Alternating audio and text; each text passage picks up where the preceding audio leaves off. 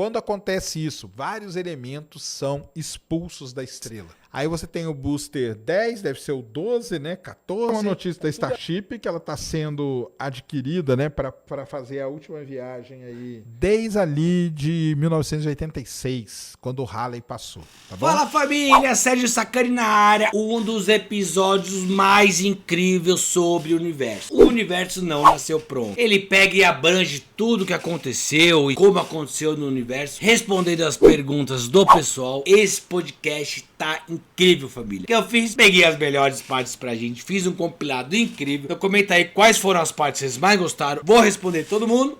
Bora pro vídeo! O artigo chama-se Galáxias Going Bananas, né? Então, inferindo a geometria 3D de galáxias de alto redshift com os dados do CEERS, que é um grande projeto, Cosmic Evolution Early Release Science, tá? E JWST, que é o James Webb. Então, o que é isso?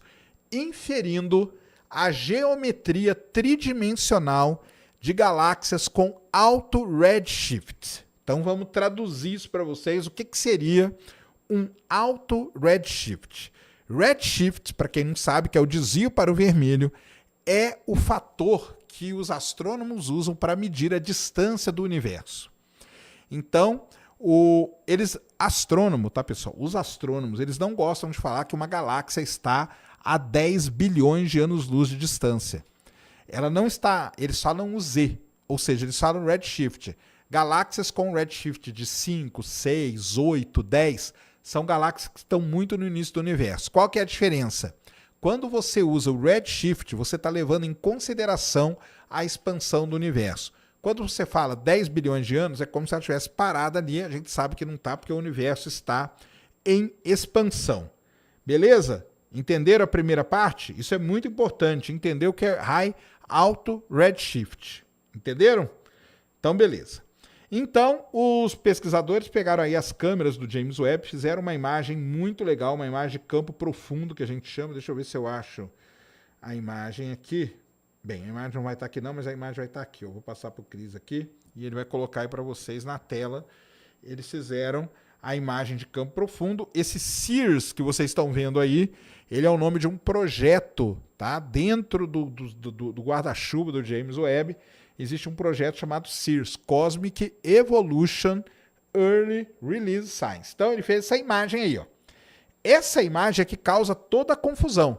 Lembra que teve um pessoal que falou que o James Webb era pá de cal no modelo do Big Bang, porque ele estava mostrando que lá no início do universo as coisas são parecidas, parece que estava tudo pronto já? Muito bem. Esse artigo aqui mostra que não, que exatamente é tudo ao contrário do que foi falado. Não tinha galáxia pronta, tanto que a partir de um determinado redshift você não encontra galáxias nem espirais e nem elípticas, tá? Não encontra. E é isso que esse artigo está mostrando. Então essa aqui é uma imagem de campo profundo, que a gente chama. O que é uma imagem de campo profundo? Uma imagem de campo profundo, para você ver essa imagem aqui, você tem que considerar que existe uma dimensão que é a profundidade do universo. Então as galáxias que são mais branquinhas são galáxias que estão mais próximas da gente. As alaranjadas são um pouco mais distantes e as vermelhas são muito distantes. É assim que você interpreta essa imagem. E aí você vai ver aqui, ó, galáxias espirais, show de bola, que são galáxias que estão próximas, galáxias elípticas, perfeito, sem problema nenhum, que estão próximas, e lá no fundo do universo, perto do Big Bang, perto da origem do universo, você tem as galáxias mais avermelhadas. Quando os astrônomos pegaram essas galáxias avermelhadas e fizeram o estudo da sua geometria tridimensional, e aí como eles fizeram para fazer esse estudo? Vai lá no artigo, Cris.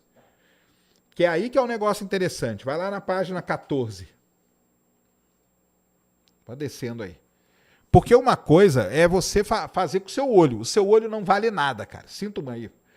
Aqui tem matemática na parada. Então eles criaram aí, ó, isso aí é uma função objetivo, tá? É tudo fazendo por um modelo bayesiano, aí teria que entrar em estatística bayesiana, aí é um outro papo que eu não vou entrar aqui, mas tem toda uma estatística por trás Eles pegam aquelas imagens daquelas galáxias distantes, eles transformam aquilo ali em dado e jogam dentro dessa equação e daí vai tirando qual seria a geometria tridimensional das galáxias. Eles chegaram à conclusão que lá no início do universo, as galáxias são muito alongadinhas, lembrando prancha de surf, ou elas são muito uma bola de vôlei, que eles chamaram, tá? De analogia, ou elas são ovaladas, tá? Então, isso é uma primeira coisa que esse artigo mostra. Segunda coisa muito importante agora, prestem muita atenção no que eu vou falar. Muito importante. A massa, se a galáxia...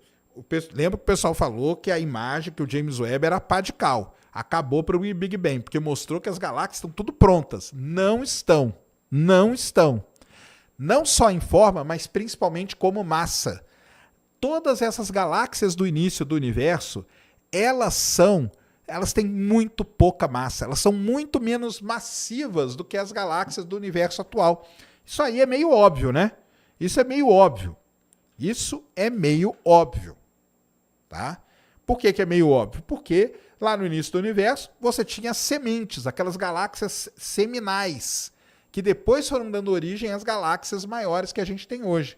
Galáxias mais desenvolvidas, galáxias mais estruturadas, sejam elas elípticas ou sejam elas espirais. Beleza? Então está aí o James Webb mostrando que está tudo de acordo com o que a gente sempre observou. Não é só o James Webb que observou isso. O Hubble, na famosa imagem do campo profundo do Hubble de 1995, já mostrava isso também. Só que agora as técnicas foram melhor desenvolvidas, o James Webb vê mais longe, mas ele mostrou então que no início do universo nós não temos nem galáxias espirais, nem galáxias elípticas, e as galáxias têm muito menos massa do que as galáxias atuais. Ou seja, não é pá de cal em nada. O James Webb não é pá de cal no modelo do Big Bang. O problema é que ninguém vai vir falar desse artigo. Esse artigo aqui, você só vê aqui no Ciência Sem Fim News. Beleza? Então, esse aqui é o lance. Então, perguntando do emblema, né? Não temos emblema, tá? Nós não vamos ter emblema no Ciência Sem Fim News, cara. Por quê?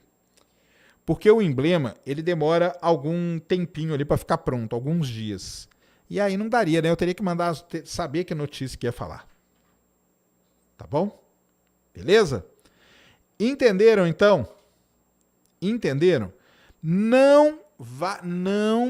Você não pode, com o seu olho, olhar para aquela imagem e falar, olha aqui, ó, como tá tudo igual, como tá tudo elíptico. Você tem que medir o espectro primeiro, para saber a distância. Primeira coisa é essa. Você faz... O James Webb ele faz alguns estudos, tá, pessoal? O primeiro deles é fotometria, que é imagem. Aí você olha a imagem, você pode até falar, pela imagem isso aqui tá parecido com isso. Não tem problema nenhum. Aí você faz a espectrometria. Pela espectrometria você calcula o redshift, que é o Z. Pelo Z você vai ter a distância daquela galáxia, segundo o trabalho. Depois, você vai lá e faz toda uma análise, como eles fizeram aqui, determinam uma função matemática, um modelo bayesiano, uma estatística pesada aí por trás, para então poder inferir qual é a geometria tridimensional da galáxia e chegar na conclusão que você não tem nem galáxia elíptica, nem galáxia espiral no início do universo. As galáxias do início do universo são muito diferentes das galáxias que a gente tem hoje. O que já era meio óbvio, mas está aí agora provado e comprovado. Beleza até aí? Piloto Clube mandou $4,99. Olá, Sacane, sou piloto de avião e moro em Dallas e gostaria de participar do evento do Eclipse. Como não preciso de hotel, aqui quanto seria? Entra em contato Space Today. Presta atenção, galera. Podem entrar aí na página spacetoday.com.br. Coloca aí para nós, Cris. Quem quiser, spacetoday.com.br/eclipse24. Essa é a página onde você vai poder comprar aí o pacote. Vão ter palestras, vão ter passeios, vão ter um monte de coisa. E você entra aí para poder fazer todo o... Você pode, o pessoal da Giramundo, então a Lilian, o Eric, estão ajudando a gente. Você pode comprar passagem por eles, você pode não comprar passagem. O Pilot Club, no seu caso, eu tenho vários alunos que já moram nos Estados Unidos e não vão comprar passagem também, eles vão comprar só o pacote. Então, quem quiser, tá? Quem quiser ir para o Eclipse, são vagas limitadas. Vagas limitadas. Nós limitamos em 15 vagas.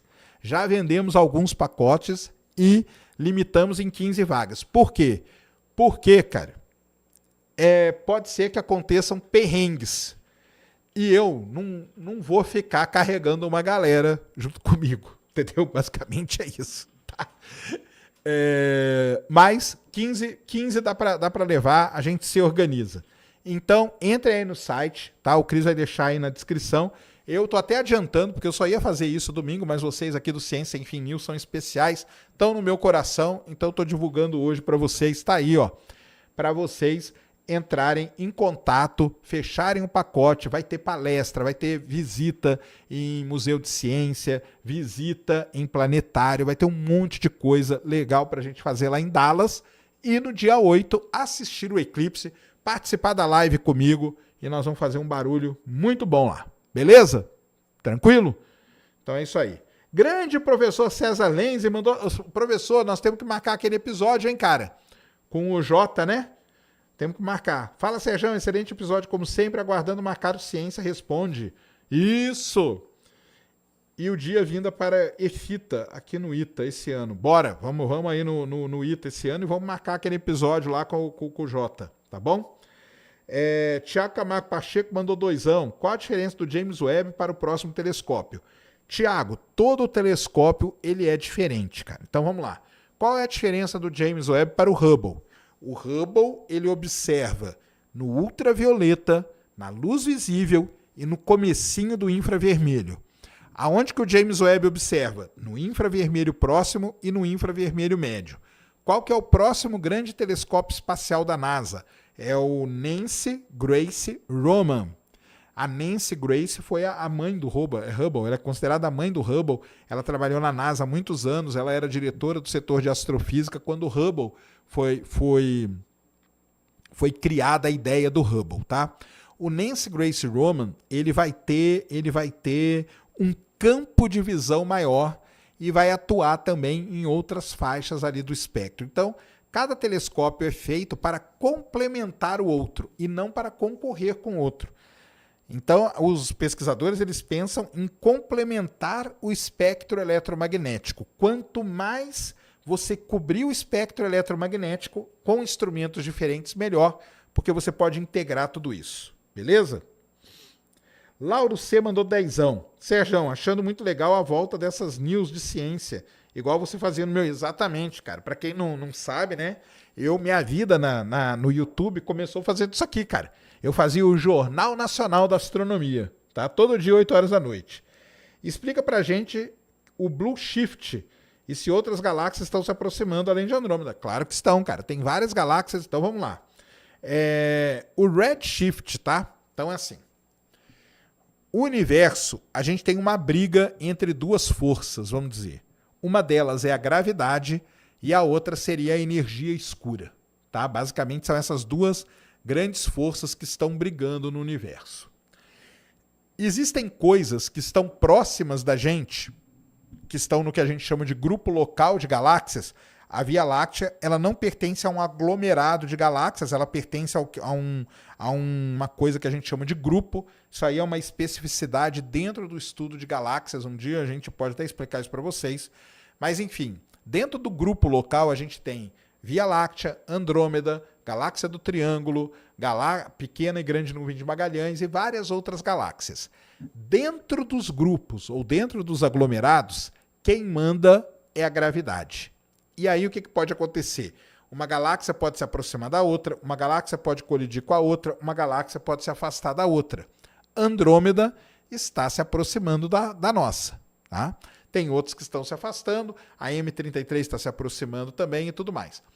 Quando você passa para o que os astrônomos chamam de universo na grande escala, aí quem toma conta não é mais a gravidade. Aí quem toma conta é a energia escura.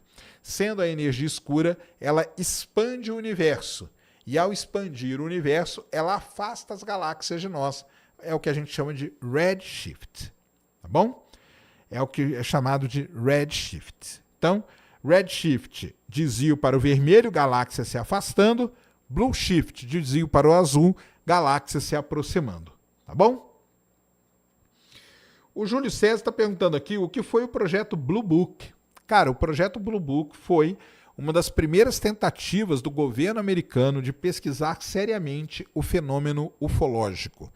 Tá? Então ele destacou ali uma galera, tanto no FBI, na CIA, nas Forças Armadas, para investigar aparições, possíveis avistamentos, possíveis abduções.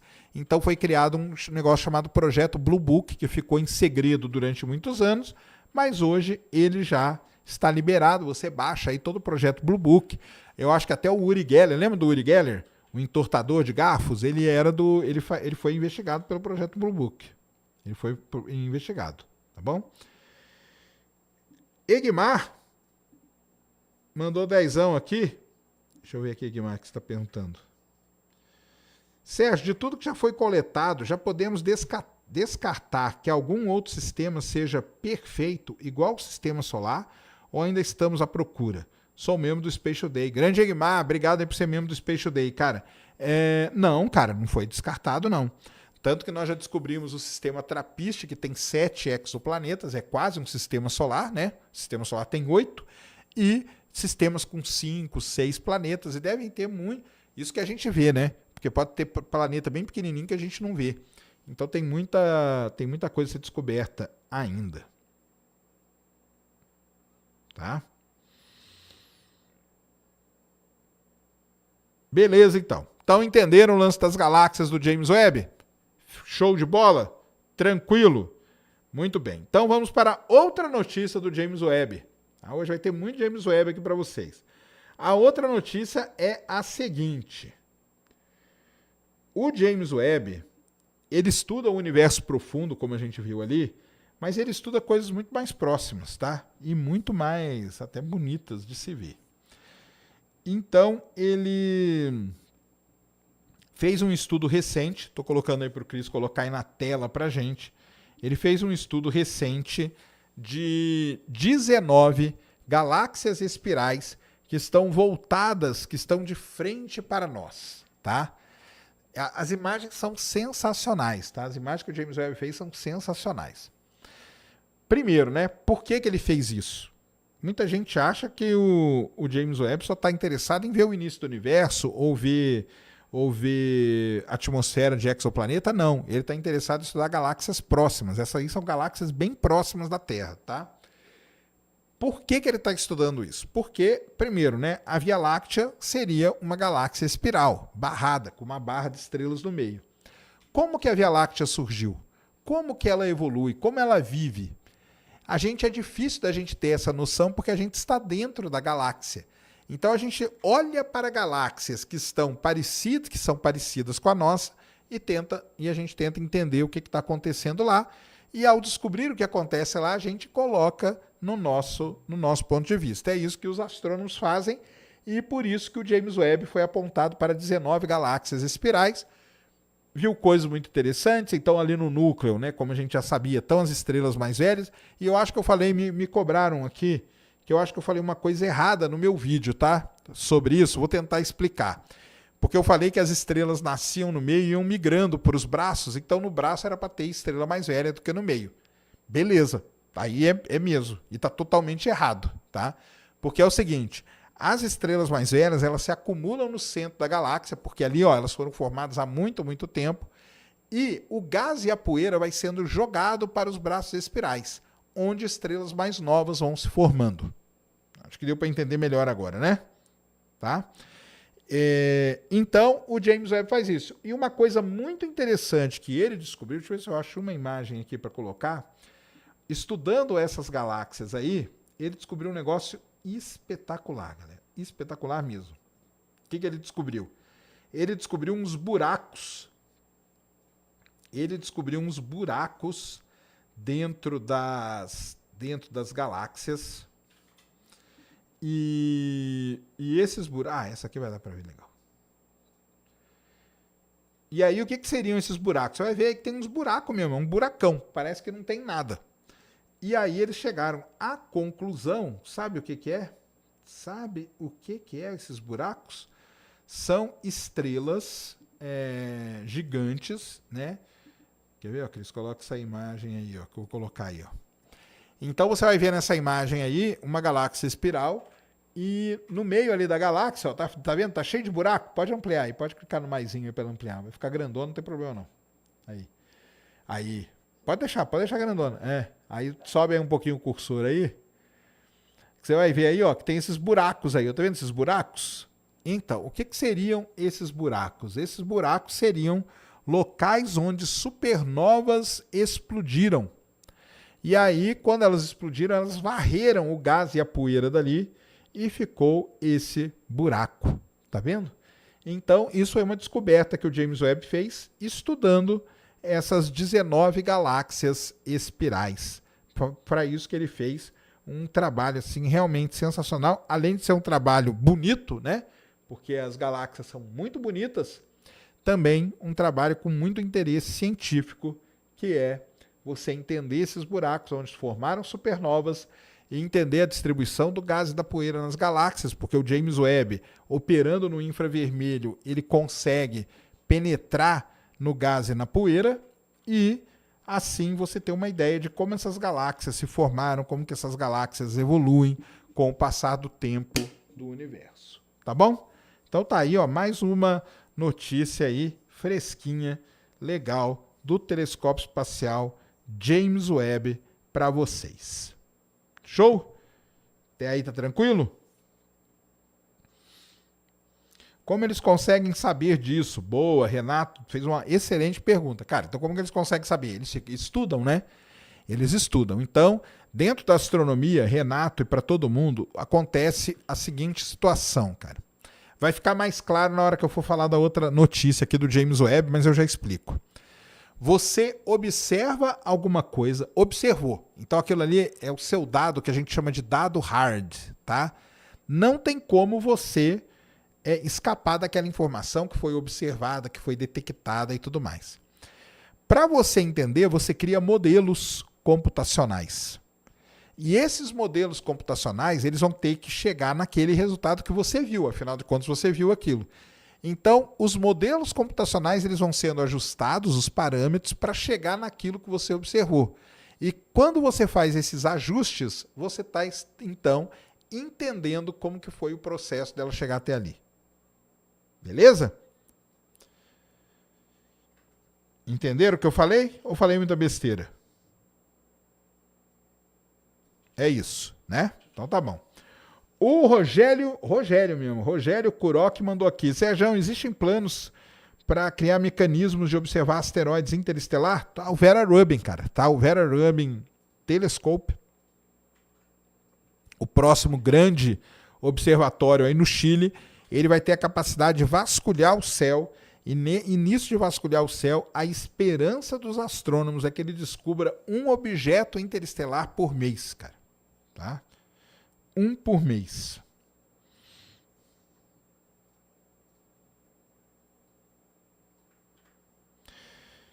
O Antônio perguntou assim, ó, quanto seria o diâmetro dessa explosão? E com relação a gente, tem alguma que possa explodir e pegar a gente? A segunda parte da sua pergunta, não tem. Tá? Não tem. Fique tranquilo que não tem. Esses buracos aí, ele tem dezenas a centenas de anos-luz de diâmetro. E nós, a supernova mais próxima da gente que pode um dia explodir e danificar a Terra, está a muito mais do que isso, tá? Então fica tranquilo. Podemos disponibilizar imagens para baixar em alta...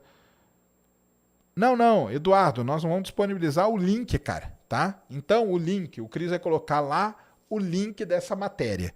Lá nesse link você tem a imagem na resolução que você quiser, cara. Desde baixa até ultra alta resolução. Então vai deixar tudo ali no CSF News, tá? Que é uma pastinha do lado do links úteis.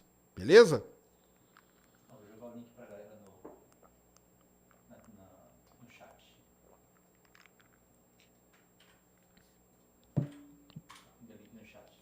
Boa.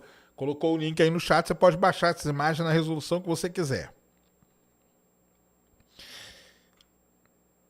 O Júnior Bosco, tem alguém fazendo telescópio melhor que o James Webb? Então, cara, é aquilo que eu expliquei, né? Os telescópios, eles não têm o interesse de ser melhor, mas sim diferente, tá bom? O Nancy Grace Roman, que eu falei para vocês, ele é um telescópio diferente do James Webb. Pode ser melhor? Depende do que você vai observar com ele, ele vai ser melhor que o James Webb, tá?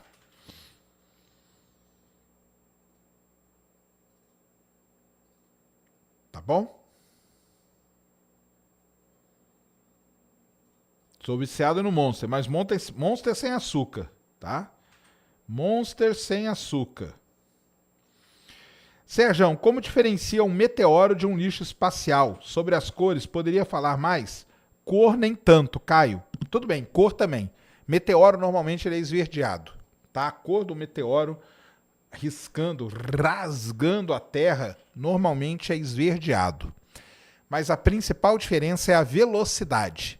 Quando você vê um objeto que está reentrando devagar e perdendo pedaços, isso normalmente é lixo espacial. Quando você vê um objeto riscando rapidamente, normalmente é um meteoro, tá bom?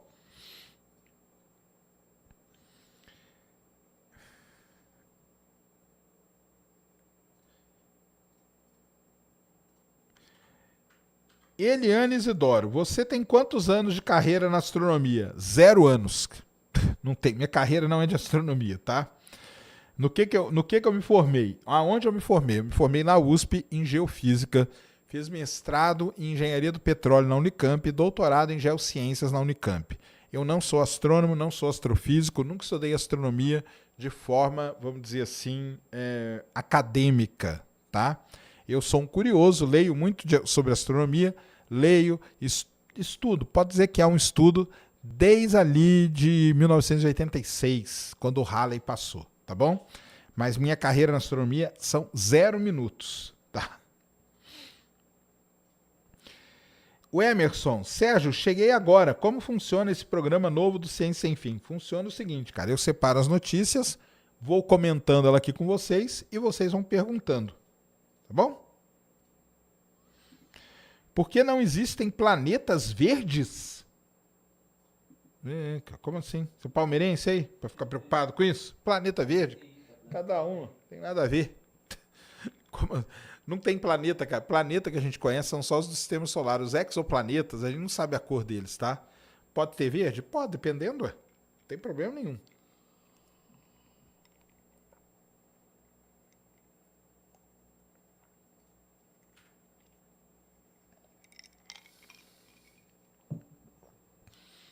Talvez o que você quis dizer, não existem estrelas verdes. Estrelas verdes. Por que não existe? Por conta dos elementos químicos. Porque a cor da estrela está ligada ao elemento químico e à temperatura dela. O verde, ele está no intervalo ali. O verde é como se ele ficasse espremido. Então ela não aparece esverdeada pra gente. Tá bom?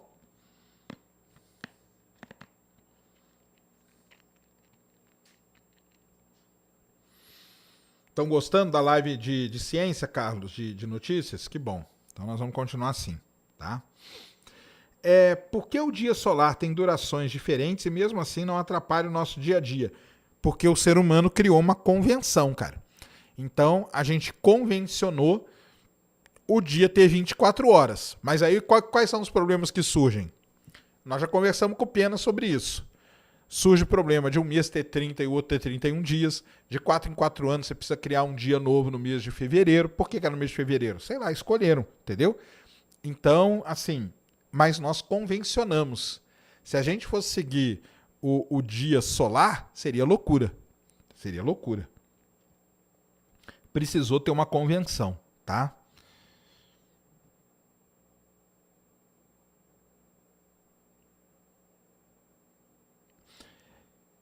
Rogério Coroa, Serjão, existem planos em criar mecanismos. Isso aqui eu já respondi. Richard Meg, Serjão, quais os impactos na sociedade pode acontecer caso nossa medicina consiga prolongar a vida humana por mais 100 a 200 anos? Pô, seria sensacional, né, cara? Viver por mais 100, 200 anos, a gente poderia testemunhar muitos acontecimentos aí, principalmente na ciência, né? Porque, principalmente na minha área, que é a geologia, que as coisas mudam muito lentamente, então seria demais. Então, por que não 13 meses de 4 semanas? Boa pergunta. Calendário é um problemão. O Pena vem aí semana que vem e é sempre um tema legal de falar com ele, que é sobre calendário. Ele adora.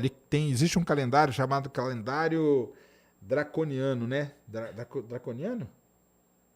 Acho que é isso. Draconiano, né? A gente usa o calendário gregoriano, que tem toda uma coxambração ali para dar certo, tá?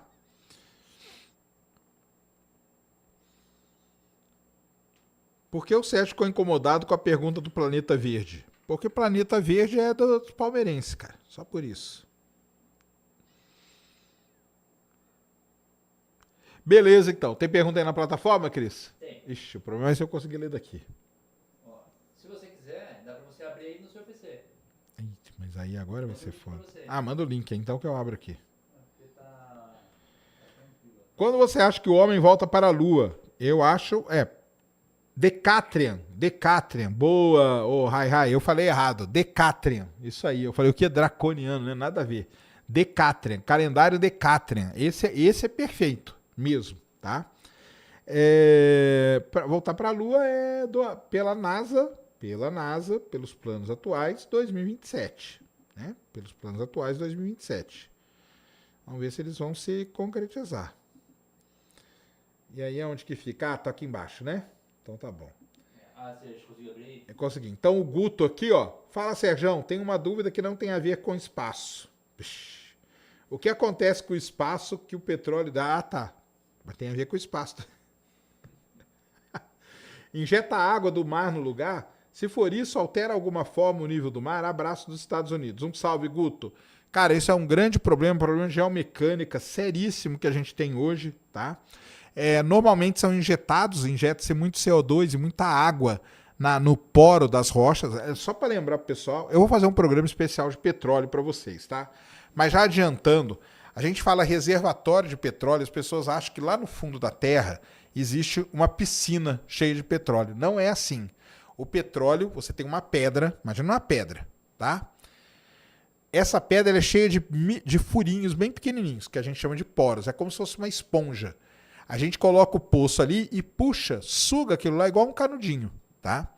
E aí, normalmente, a gente coloca água, coloca CO2, Aí tem várias coisas que são injetadas nos reservatórios hoje, beleza? Mas, porém, todavia, entretanto, em alguns lugares isso está causando problema. Na Noruega, se não me engano, é no campo de Ekofisk, na Noruega, ele desceu alguns metros as plataformas por conta disso. Isso é um problema seríssimo, está sendo investigado, tem muita grana envolvida aí para se estudar. É um problema de geomecânica aí sério que a gente tem na produção de petróleo, viu, Guto? Valeu demais, cara. Um grande abraço. E o Falcon 6X, obrigado, Serjão. Valeu, tamo junto aí também. Manda aí perguntar na plataforma, cara. Lá você pode mandar áudio e vídeo. Pode mandar áudio e vídeo. Serjão, o James Webb está muito longe da nossa quê? Constelação? Não. O James Webb está a 1,5 milhão de quilômetros de distância da Terra, num lugar chamado Ponto de Lagrange L2, tá? Por que no inverno o Sol está aparentemente mais perto da Terra e está frio e no verão? Boa pergunta. Sabe por quê, cara? Porque o frio e o quente na Terra não tem nada a ver com a distância do Sol, e sim com a inclinação do eixo de rotação da Terra. LDSK mandou doisão, um abração para você e para o chat tóxico. Eu não percebi, você falou a outra pergunta na plataforma já, não? Eu falei duas, tem mais uma? Ah, não, é do Falcon, né? Falei do Falcon, falei já. Deixa eu mostrar aqui. Você acha que o clima interfere na capacidade cerebral? Muito, muito. Isso aí já tem estudo comprovando isso, tá? Aí vocês vão lá no Eslão, vai lá no Eslan Delanagori, perguntem para ele, tá? Existem estudos aí que mostram que influi pra caramba, tá? O Egmar mandou mais cincão aqui. Se é possível encontrar um sistema parecido com o sistema solar, é também possível encontrar vida inteligente? Opa, e calma lá. Calma lá. Calma. Aí você tá dando um pulo muito grande, cara. Muito grande. Pode ser um sistema parecido com o sistema solar em número de planetas, mas até aí, de ter algum planeta ali que tenha vida igual a nossa, é muito difícil. Calma, garoto. Ai, viu? Não afeta em nada a distância, tá? Bruno Medeiros, tem um superchat do Bruno Medeiros aí? Bruno Medeiros? Mandei tudo pra você lá no... Deixa eu ver aqui. Bruno Medeiros. Ah, tá aqui, ó. Mandou cincão. Salve, Serjão. E aí, já falou sobre a treta que o Elon Musk vai enfrentar? Não falei ainda, tá? Vou falar. Ainda vou chegar nesse tema aí, Bruno, que é sobre o Starship sendo confiscado pelo DoD, que é o Departamento de Defesa americano.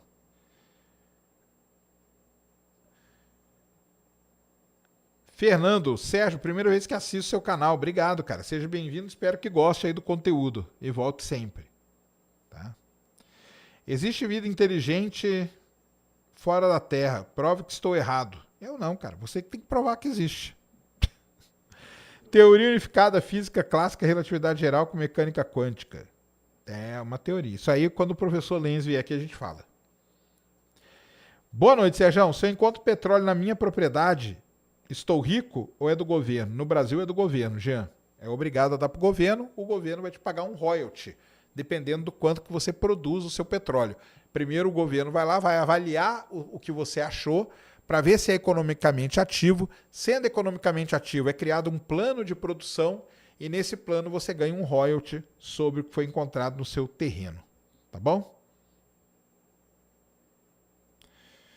Queria saber como o Sérgio faz para lembrar. Eu não lembro de tudo não, cara. Tá, João? Esse meteoro à sua direita é uma ilusão ao que deu tua... É uma ilusão, sim. É um meteoro aí bonito, né? Vocês gostaram, né? Gostaram do cenário, galera? O Lauro C mandou R$4. Sérgio, o que você acha do Neuralink? Usaria? Então, vamos lá. Não é minha área. Então eu vou seguir o que o grande professor Nicoleles fala sobre o Neuralink. Ele é radicalmente contra, porque ele acha que é uma técnica altamente super invasiva. E hoje você não precisa desse tipo de técnica para salvar os pacientes. Ponto. Outra linha, parágrafo, travessão. Não quer dizer nada isso do ponto de vista do capitalismo do Elon Musk. Ele pode usar isso para colocar em várias pessoas, mesmo que seja invasivo, e não está nem aí para isso, tá? E se eu usaria, se eu não tivesse necessidade, eu ia usar para quê o Neuralink, cara? Para quê?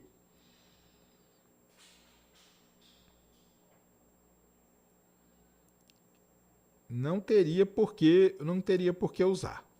Mudou o cenário? Olha aí, o que vocês acharam do cenário? Dá uma opinião aí, a gente precisa saber do feedback de vocês. São quase 2.000 pessoas aqui ao vivo com a gente. E digam aí o que vocês acharam do cenário.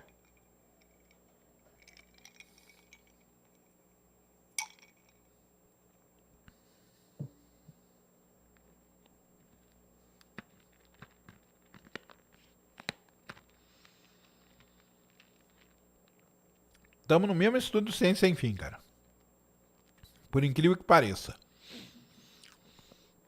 O Francioli fez uma pergunta interessante aqui, ó. Mediante estudos através de satélites, sondas e missões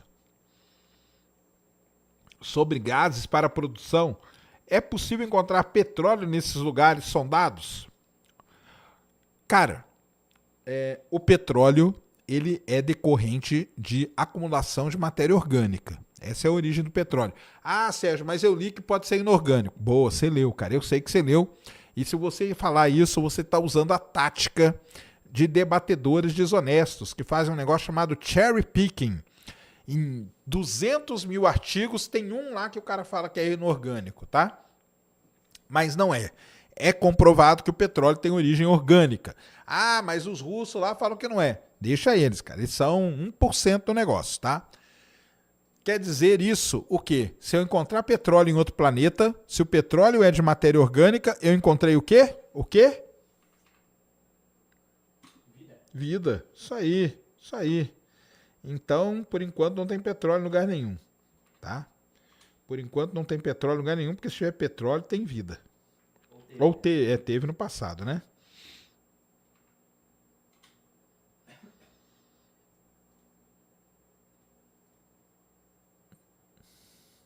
Fernando Santos, Sérgio, me informa aqui, todo dia seu programa, igual Olhar Digital? Não. O Ciência Sem Fim, ele é feito de quarta, quinta e sexta, tá? Podcast, Ciência Responde, que a gente faz um tema específico, vai respondendo perguntas, e agora o Ciência Sem Fim News, tá? E lá no Space Day eu tenho vídeo todo dia.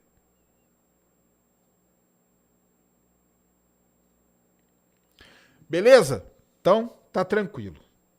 Então, do James Webb, nós falamos das galáxias e falamos também só de galáxia até agora, né? Então, vamos falar aqui, ó, para fechar aqui o tema, James Webb. Eu até fiz vídeo hoje lá no Space Day sobre isso, porque é muito legal, que é o rabo de gato. O rabo de gato cósmico. James Webb descobriu um rabo de gato cósmico. Então, vou mandar aqui para o Cris para ele colocar aí para vocês. É um negócio muito, muito interessante que o James Webb descobriu. Então, o que acontece? O James Webb, de novo, né? Ele tem vários objetivos: estudar o início do universo, estudar a atmosfera de exoplanetas, estudar galáxias próximas. E um outro objetivo do James Webb é estudar a formação de planetas. Então, ele é apontado para estrelas muito novinhas que possuem um disco protoplanetário. Dentre essas estrelas, existe uma estrela que ela é muito famosa dentro desses estudos de exoplanetas, de formação de planetas. A estrela se chama Beta Pictoris. Beta Pictoris quer dizer o quê? Que ela é a segunda estrela mais brilhante, beta, da constelação de Pictoris, que fica até aqui no hemisfério sul. Essa estrela, dentro do estudo de exoplanetas, ela é muito importante porque foi ao redor dela que se fez a primeira imagem direta de um exoplaneta. Tá? Então, ela é uma estrela sensacional. Dá uma baixadinha aí, Cris, só para mostrar um negócio para o pessoal. Vocês estão vendo aí, então, ó, só para explicar o que é a imagem. O que está em preto aí no meio é a estrela sendo tampada por um anteparo ali do James Webb, porque ele não quer ver a estrela. E aí você tem o disco dela aí, ó. Tá vendo? Tudo isso aí que você está vendo brilhando na imagem é poeira, é gás que vai dar origem a outros planetas. Até aí tudo bem, foi feita imagem dela com o Hubble, estava tudo bem, com o ALMA estava tudo bem, tudo tranquilo. Até que veio o James Webb e fez essa imagem que vocês estão vendo aqui. Essa imagem foi feita com um instrumento chamado MIRI, que é um instrumento do infravermelho médio. E quando a imagem foi processada, olha o que me aparece ali, ó, no finzinho da imagem. O disquinho, não está só o disquinho aqui. Apareceu um rabinho ali, ó, um rabicozinho ali. Aquele rabinho ali, o pessoal tá brincando, tá chamando do rabo de gato. Ó. Não parece ter um gato escondido ali, com o rabo para cima? É por isso que eles chamaram de rabo de gato. Muito bem. Tudo isso aí não quer dizer absolutamente nada, tá? É só a brincadeira que os astrônomos fizeram. O que tem de importante nisso aqui? Então é o seguinte, os astrônomos já sabiam que o processo de formação planetária tem algumas coisas que são fundamentais. Uma delas é ter colisão de objetos, e quando você colide um objeto no outro, você gera uma nuvem de poeira, e aí você vai limpando, e você vai gerando outras, e vai colidindo e tudo mais. Porém, nós nunca chegamos a observar uma evidência disso. Muito bem, quando os astrônomos pegaram essa imagem aí da Beta Pictoris, que tem esse rabinho aí, esse rabo de gato que eles chamaram, qual que é o próximo passo? Lembra que eu falei para vocês? O próximo passo é ir nos códigos computacionais e ver se isso aí se adapta a algum modelo de crescimento, de evolução planetária.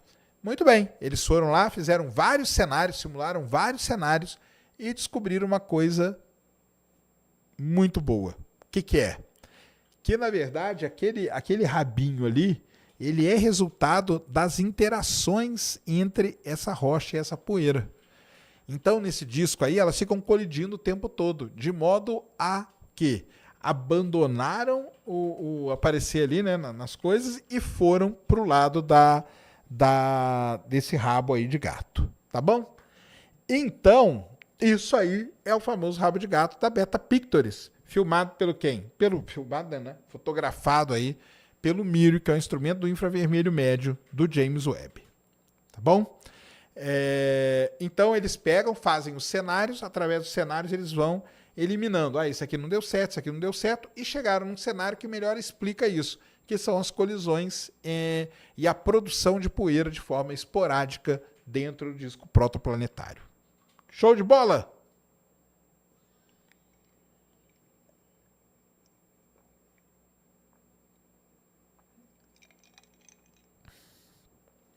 Sérgio, se as estrelas são formadas por hidrogênio, por que os planetas que são muito menores são rochosos, como a Terra?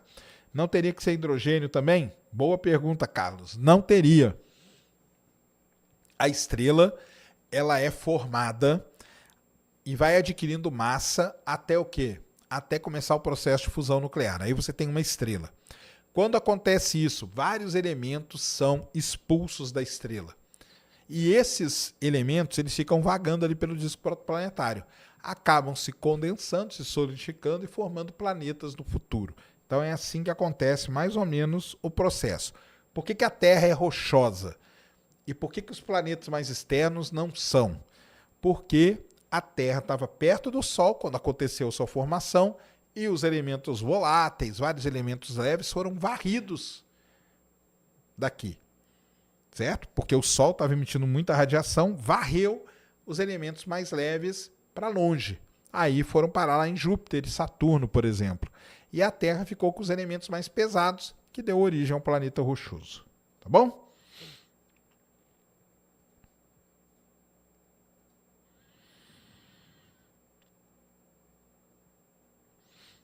O Emerson perguntou aqui, ó. Curiosidade, você tem alguma informação que você não pode falar sobre astronomia? Claro que não, cara. Que informação? A informação tá aí, é pública. Agora, tem uma coisa. Normalmente, eu recebo antes os comunicados de imprensa. Então, eu já sei o que o Alma vai falar semana que vem. Eu já sei o que vai ser publicado no ESO semana que vem. Isso fica numa coisa que a gente chama de embargo. Fica embargada a notícia. Eu não posso chegar hoje e publicar a notícia, porque ela está sob embargo. Se eu publicar, o que acontece? Perco credibilidade e eu vou ter que sair fora do grupo que recebe antes. Então, para mim tá tranquilo, tá? Que nem filme, que nem jogo. Lembra do Starfield? Que ele estava embargado, os meninos já tinham feito vídeo e tudo mais, mas não podiam soltar. Na hora que cai o embargo, começam a soltar um monte de coisa. É sempre assim, tá? Rafael Capeto, boa noite, Serjão. Tenho uma dúvida. Por que os nossos telescópios espaciais conseguem tirar fotos de estrelas e galáxias distantes, mas não conseguem tirar fotos dos planetas que estão... Ué, quem disse que não? Rafael, tá maluco, cara? Aguenta aí, Rafael. O Rafael disse que o James Webb não tira foto de planetas que estão no nosso sistema solar. Então, Rafael, terei que te refutar ao vivo, cara. Vamos aqui, ó. Uma das últimas imagens feitas pelo telescópio espacial James Webb foi essa aqui, ó. Vou colocar na tela em 1 segundo. Olha aqui, ó. Urano, seus anéis e suas luas. Então, como que você vem falar um negócio desse para nós, cara? Aí, ó, coloca aí, Cris.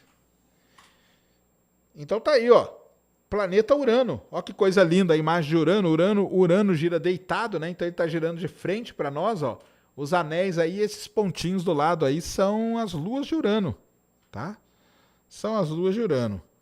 Numismática Ouro Preto. Ouro Preto! Duvido ler a minha mensagem. Boa noite, Sacane. Manda um salve aqui para Ouro Preto, Minas Gerais. De qual república você tá falando, cara? Conta aí para nós.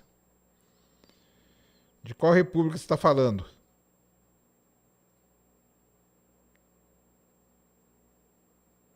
Refutado ao vivo. Tô brincando, viu, cara? Mas ele tira assim, ele já tirou foto de Marte, de Júpiter, de Marte, Júpiter, Saturno, Urano e Netuno, tá? E de Plutão também. É verdade que a fita cassete... Não é. O Lauro mandou cincão. Serjão, como pode a energia escura e matéria escura ser 96% do universo e a gente não vê? Boa pergunta, né, cara? Então como pode? Porque é coisa mal um mistério que a gente tem, cara.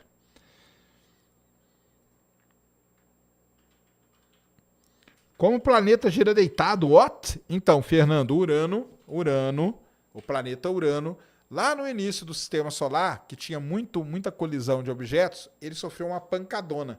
Nessa pancada que ele sofreu, ele inclinou e hoje ele gira deitado, tá, cara? Sérgio, gostou da palestra de ontem? Palestra de quem? Do Edson? Gostei, cara, gostei. Não deixa eu falar muito também, mas tudo bem. Eu não ligo, não. Sou famoso nativo. Ah, caramba, estudei educação física na UFOP, adoraria fazer astronomia. Olha aí, que maneiro. Você já veio aqui, não precisa, já fui muito em Ouro Preto, cara, tá? Já fui em Ouro Preto, já fui banca. Meu orientador era estudante de Ouro Preto, da saudade da mamãe. Eu ia muito em Ouro Preto, tá, cara? Muito mesmo. Belíssima cidade, ia nas minas aí também, em volta. E um belíssimo lugar para se morar, para se viver, para se estudar. Embora essa parte aí a gente tá ligado que, né? Você tá ligado. Rafael Capeto, caraca, Sérgio, desculpa, não, cara, falei zoando com você, cara. Eu tinha essa impressão, achava que era só uma questão de tipo de instrumento. Não, ele faz de tudo, tá, cara? Ele faz de tudo. Ele tira foto de asteroide, ele tirou foto do Dimorphos sendo atingido pela sonda, tá? Não tem nada, não. Eu falei de zoeira com você também, tá? Leandro Ribeiro, te amo, gordinho. É possível o céu do norte ser mais bonito que o céu do sul? Cara, isso é uma dúvida, né? Que são diferentes, né? Mas todo mundo fala que o céu do hemisfério sul é mais bonito do ponto de vista astronômico mesmo. Tenho a impressão que o céu daqui é mais perto. Mais perto, não. Aí não é, não. Aqui em West Palm Beach, Flórida, aguardando o próximo lançamento. Quando será? Dia 6, se não me engano. Tá? Grande Rosana Fonseca, um beijão pra você. Professor Serjão, colega André de chat do Felipe Raime, me indicou nesse nome pro ET. Goiabinha! Tá aí, ó, pode ser o Goiabinha. Goiabinha é legal.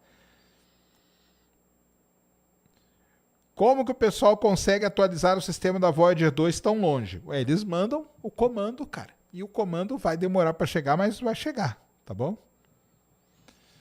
O que você acha do sinal WOW? Eu não acho que eu acho que foi o lance da Floresta Negra. Que foi aquele balançar da árvore para ver se tinha alguém, tá? Foi isso aí o sinal WOW.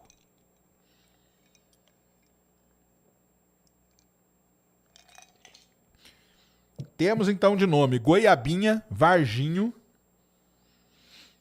Vamos fazer uma enquete com esses dois nomes aí para escolher? Etevaldo vai colocar também, não? Etevaldo? Então tá, ó. Etevaldo.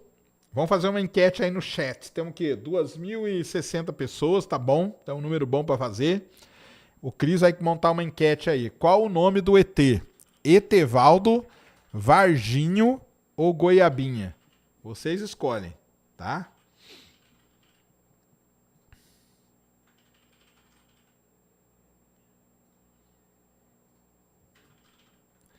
O petróleo surgiu de plâncton e fitoplâncton, isso mesmo, que era mais abundante no isso mesmo. Porém, entre essas rochas de petróleo pode ser encontrado fósseis.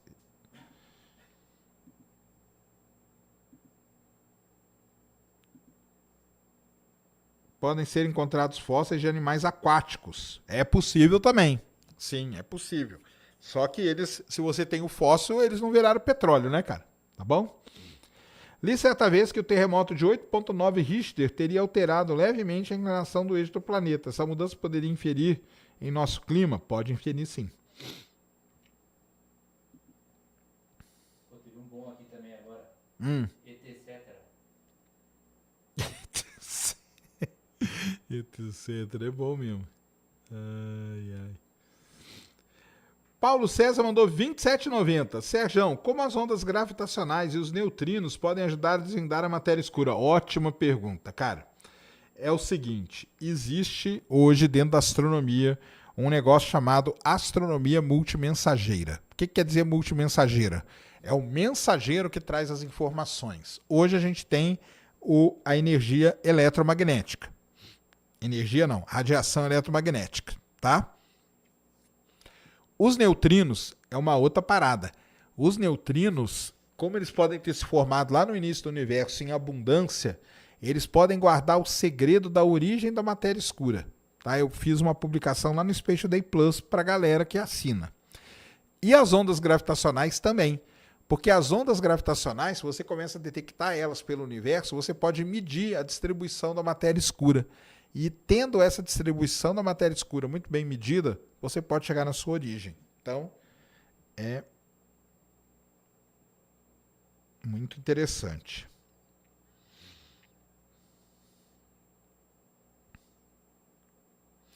Sobre o caminhoneiro que eu conto ontem, né, que já contei algumas vezes, o Fábio está perguntando se ele não podia ter problemas mentais. Poder até podia, mas ele passava por exames rigorosos no trabalho dele, porque como ele era caminhoneiro, ele não podia ter problema nenhum, tá?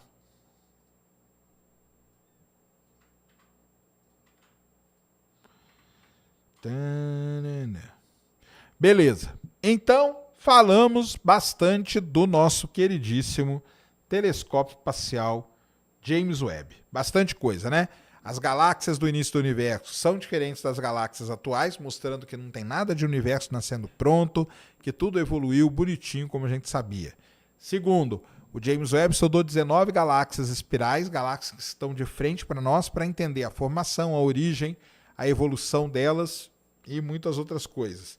E terceira coisa, o James Webb estudou Beta Pictoris, uma das estrelas mais famosas que tem, e ali detectou esse rabo de gato, que deve ser produção esporádica de poeira, tá bom?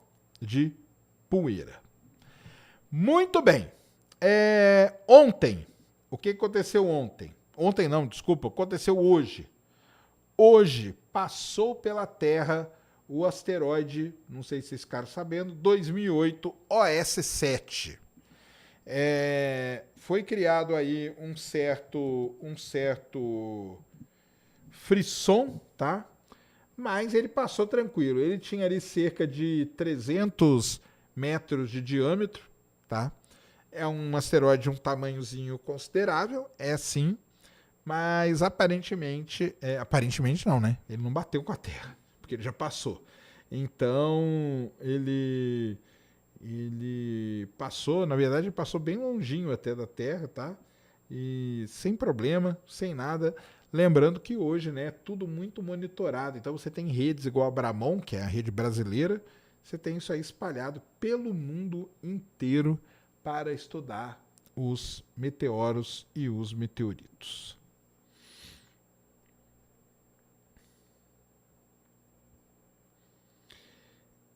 Isaac BTT mandou vintão. Fala, Sérgio. Eu e minha noiva somos estudantes de física na Federal do Paraná. Opa! Muito feliz de ver você em peso na divulgação científica no Brasil. Estamos bem representados. Poucos conhecem César Lattes. Se bem que eu acho que o César Lattes até era um cara bem pop, viu, cara? Kevin Pitinelli mandou 10,90. O que há dentro do buraco negro? Descobriu igual Nobel. Também acho. É assim, mas o que é a singularidade, né? Ninguém explica isso direito. Muito bem. Então, o asteroide passou aí, alguns lugares filmaram, nem vale a pena, porque nem dá pra ver, cara. É um pontinho que você vai ver só ali. Só que se ele batesse na Terra, ele faria um estrago de escala, de proporção, né? Vamos dizer assim, talvez continental. Eu acho que não seria o fim da humanidade, não. Acho que não seria. Muito bem. Então, tá aí. Vamos falar um pouco agora, tem muita coisa a gente falar, da Starship. O que é Starship? Starship é o novo foguete da SpaceX, do Elon Musk. Enquanto a Starship ainda não voou para valer, o pessoal já está vendendo coisas da Starship. Coisas quer dizer o quê? Espaço. O espaço dela. Ela vai ter um espaço gigantesco para levar um monte de coisa. O Aral 624, Serjão, sobre o Toy 7Bzinho. Existe possibilidade de vida. Então, vou falar disso aí, tá? Vou falar desse exoplaneta hoje ainda. Aguenta aí. Aguente aí. Então, a Starship, ela está sendo, primeira coisa, contratada para lançar a Starlab. O que é a Starlab? Para quem nunca ouviu falar, a Starlab é uma estação, seria, ou será, uma estação espacial comercial. Cara, e o Starship ele é tão grande que a estação inteira caberia dentro do compartimento de carga do Starship. A ideia deles é irem levando módulos, então você tem lá a estação toda montada. Você precisa desmontar ela para criar uma nova. Então você chega com um módulo novo, acopla, depois você tira aquele módulo velho e queima ele na atmosfera, não deixando ele como lixo espacial para as próximas gerações. Então, isso aí é o que acontece nessa questão de lixo espacial e de treinar. Treinar para ir para o espaço, cara, é muito difícil. Tá?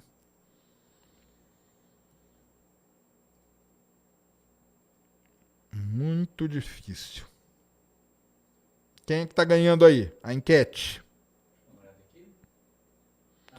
41 pro Varginho, 31 pro Goianinho. Goiabinha. E 28 pro Etevaldo. O Etevaldo tá chegando aí, ó.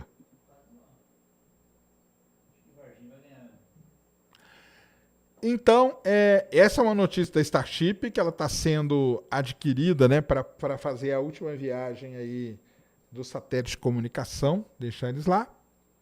Mas tem também o lance, né, atual. E atualmente, além de estar fechando esses contratos, né, isso que eu queria dizer, a Starship, cara, essa semana ela foi meio que peitada, o Elon Musk, né, pelo DoD, que é o Departamento de Defesa dos Estados Unidos, que está querendo confiscar a Starship, sabe-se lá para quê, né? Eles também não vão falar, porque eles não são besta em falar isso. Mas, então, a Starship aí tá nesse nível.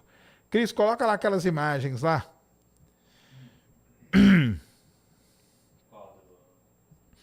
Então, é que eu mandei no grupo lá, né, no WhatsApp.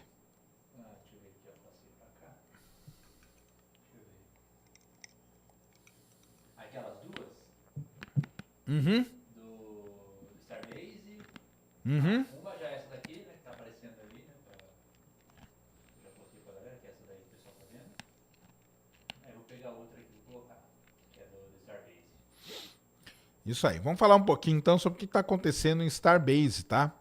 Starbase, para quem não sabe, é onde acontece as montagens aí do Starship. Pera aí que eu tenho que te mandar uma aqui. Pera aí que eu vou... Tem algum link da Starbase pra você comentar? Não tenho.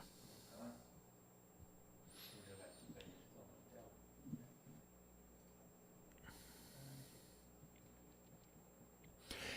Então é o seguinte, a SpaceX ela fez 2 testes, né? O IFT, que eles chamam. IFT-1, que é o Integrated Flight Test número 1.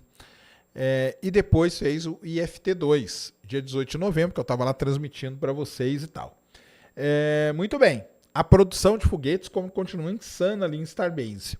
Então, como vocês estão vendo aí nessa foto, vocês estão com 4 chips. Se eu não me engano, é o 26, o 28, o 30 e o 32. E ali do lado um booster, que seria o Booster 4. Isso aí já está pronto. Eu te mandei uma outra foto agora. Bem bonita aí.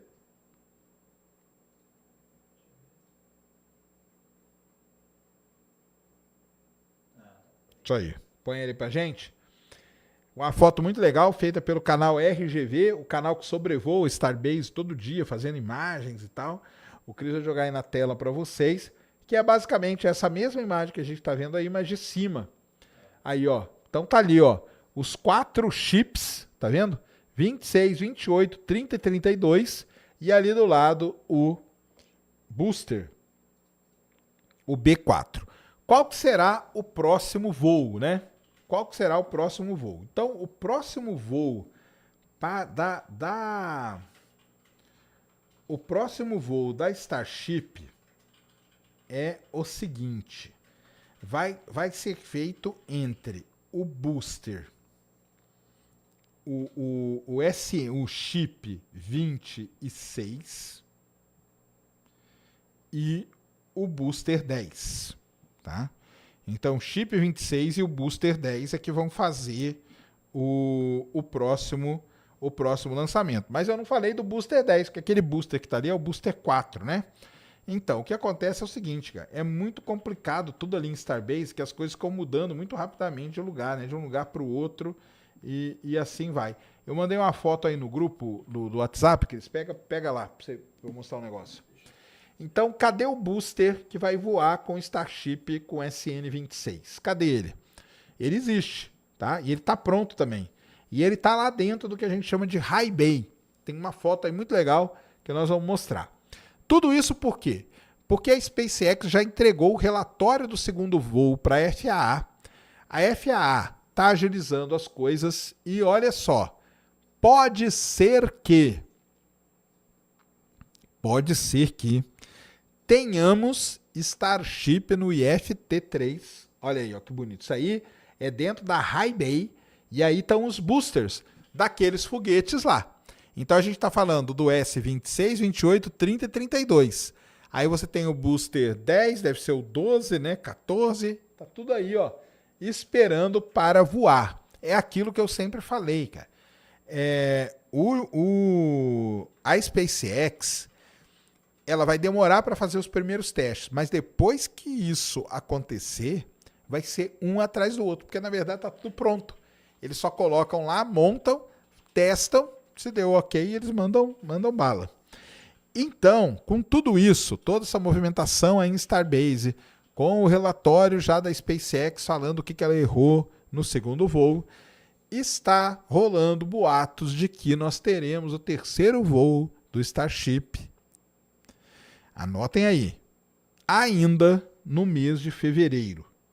Ainda no mês de fevereiro poderemos ter o terceiro voo lá direto de Boca Chica. Bom, se tiver, claro que eu vou querer ir, né?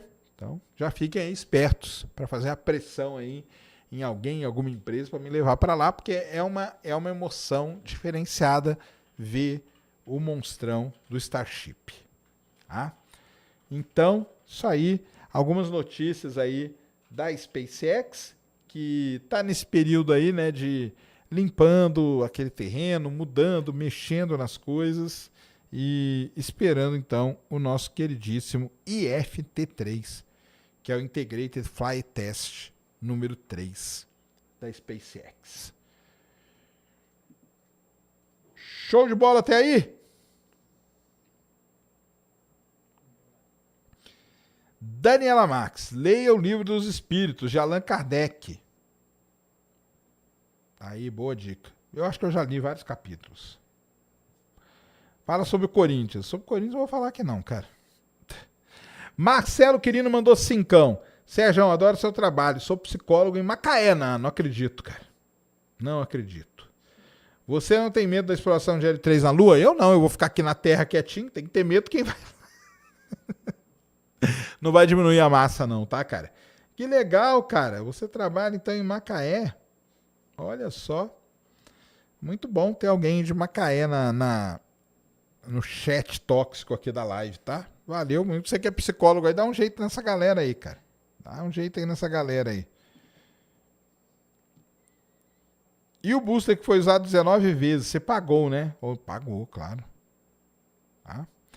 Então, tá aí algumas notícias da Starship. Aí, vou fazer um jabazinho aqui, ó, muito legal.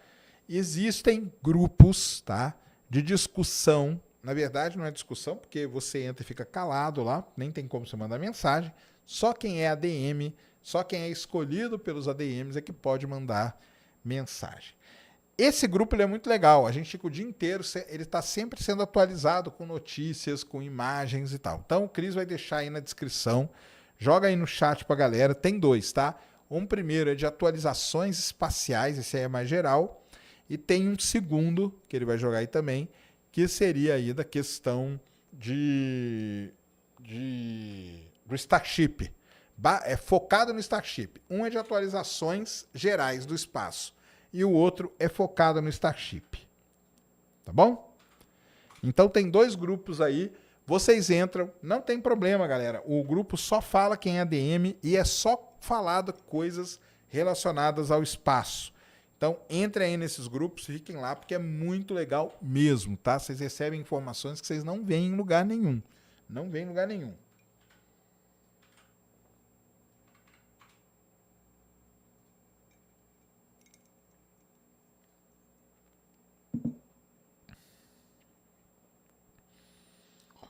Deixa eu mandar aqui, ele lê. Leio. Fala aí, Giovanni. Tô lá sempre pescando. Grande rolê no espaço. Ah, cara, vou falar contigo. Aguenta aí.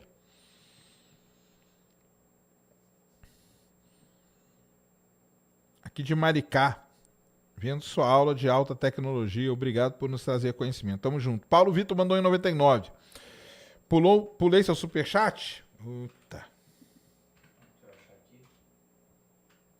Paulo Vitor. Tem. Ó, tem. Deixa eu ver se ele colocou mais dinheiro. Deixa eu mandar pra você de novo. Manda aí, vamos ver aqui seu superchat, Paulo. Ó, eu mandei pra você mais cedo. Ó. $9,99. Fala, Serjão, acompanhando você aqui dos Estados Unidos. Pergunta uma vez que estamos dentro da nossa galáxia, como foi possível chegarmos à conclusão? Ah, ótima pergunta, aliás, Paulo Vitor, que você fez. Foi mal ter pulado. Como que a gente sabe que a galáxia é espiral se nós estamos dentro dela? Belíssima pergunta. O que acontece é o seguinte. Você começa a estudar a posição das estrelas. Você faz um grande mapa de posição de estrelas. Por isso que existe uma missão chamada Gaia. Essa missão está lá para isso. Ela está medindo quase 2 bilhões de estrelas, a posição com exatidão. À medida que você vai medindo a posição da estrela, a coordenada dela, e vai colocando tudo num mapinha, você vê que começa a formar um braço espiral. E daí, pela metalicidade, pela composição química das estrelas, pela distribuição de estrelas que a gente observa e tudo, a única explicação para que isso esteja acontecendo da maneira que está é que a gente teve, então, a gente sabe, né? Então, como que a Via Láctea chegou nesse ponto? Mas é uma pergunta muito interessante, uma dúvida que muita gente deve ter é essa, né? Como que eu sei a forma do negócio? Eu estou dentro dele. Mas tem como sim.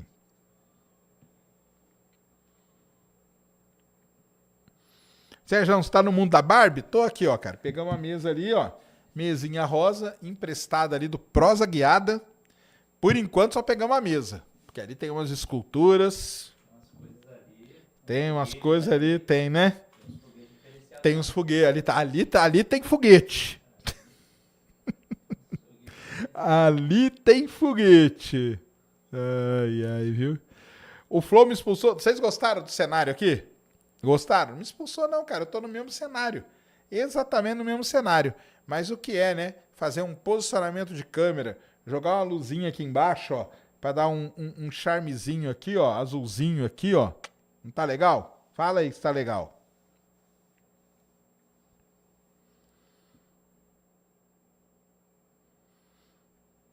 Fala aí se tá legal. Ah, muito top, né? Mariano Moreira mandou 2, falou que pulamos dele também. Deixa eu ver aqui, Mariano.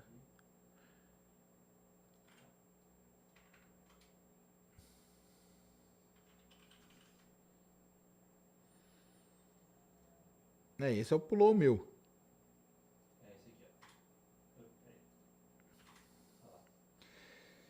Mandou $5. Quando você vier aqui em Utah no Eclipse... Não, eu respondi lá no começo, cara. Falando que não dá pra eu ir, não, porque vai ser praticamente um bate e volta aí nos Estados Unidos, cara. Tem mais um aqui, ó. Mandou 2. Deixa mais um. Olha lá.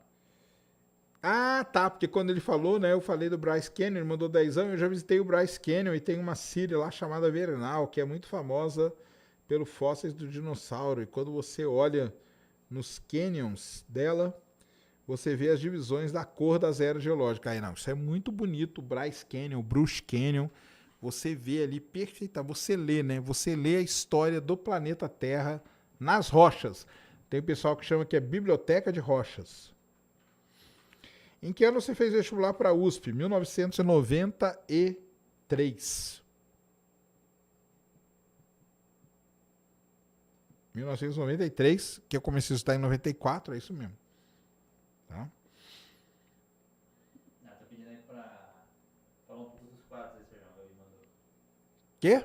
A Gabi mandou aí no chat pra pedir que a galera tá querendo saber dos quadros aí, até agora pra ver melhor. Esses quadros, então, né? Esses quadros aqui é muito legal. Essa parede aqui, na verdade, cara, é uma parede muito bonita que a gente tem aqui no estúdio, onde tem esses quadros aqui. A história desses quadros é a seguinte: eu uso o Twitter há muito tempo. E lá no Twitter eu tenho um número considerável de seguidores. Para que serve isso? Para ganhar esses quadros aqui. O pessoal do ESO, o ESO oficial, entrou em contato comigo há algum tempo atrás, já não é de agora, faz tempo já. E eles entraram em contato oferecendo, eu podia entrar no site, escolher lá um determinado X número de quadros que eles me mandariam em troca de divulgação. Olha aí que maneiro, tá vendo só? E aí eles mandaram todos esses quadros aqui, e quando nós mudamos para cá, eu falei, caramba, cara, que pode ter a parede dos quadros. E tá aí, ó.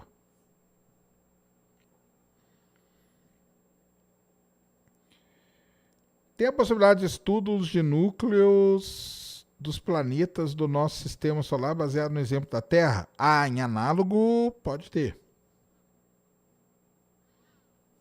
Em análogo pode ter sim. Quando eu fui na Itália, teve terremoto? Não teve terremoto, cara. Poxa, queria tanto que tivesse terremotozinho, mas não teve. Muito bem. Então falamos aí de Starbase, né? Mostramos Starship, a guerra em que pé que tá, o negócio tá feio. E vamos torcer para que acabe logo. Vamos torcer que acabe logo. Matador de quê? De noob, mandou 10ão. Toy 715B tem vida? Gostei do ET, Serjão. Ele é muito simpático, né? Faltou o esquema da Terra plana. Da terraplanagem, faltou um esquema da terraplanagem. Ai, ai, viu? Mas retomando então. Então falamos aí de Starbase também, mostramos aí as coisas e tals. Deixa eu ver aqui o que mais a gente pode falar.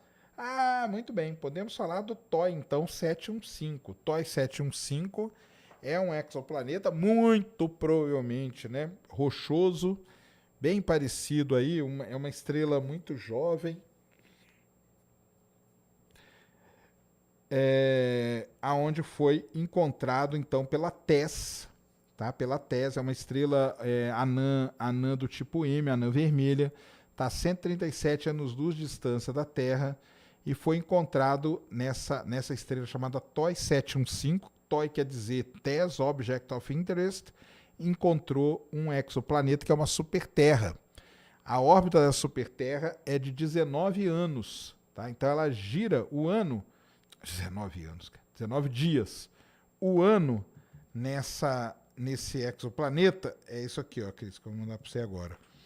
Tem 19 dias.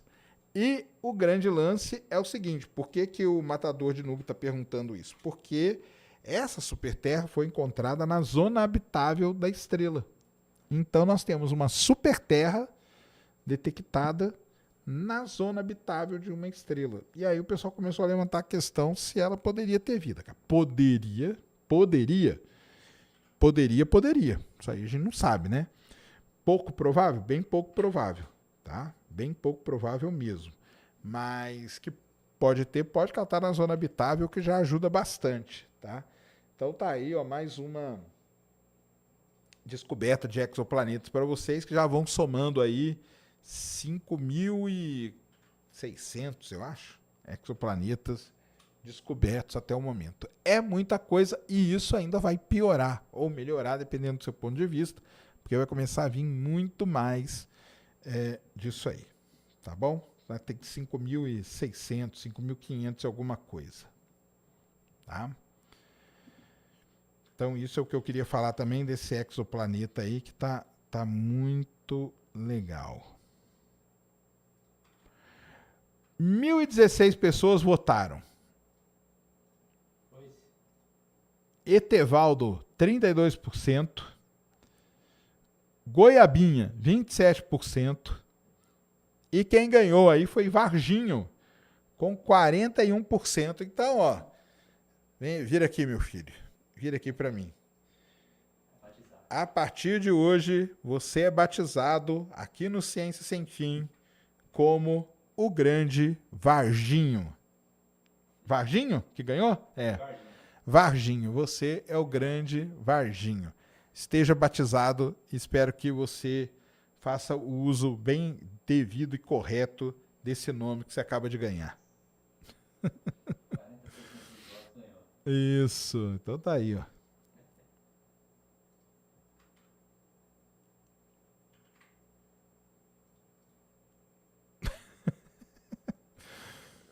Ai, ai. Que decepção, por quê? Que isso, cara. É, tomou a bênção, o Varginho aí, o nosso querido mascotinho.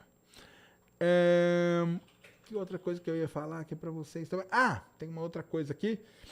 Aliás, duas coisas, tá? Uma é uma correção. O pessoal perguntou da Peregrine outro dia aqui, e eu falei que ela tinha espatifado na Lua, cara. Eu tava maluco, né?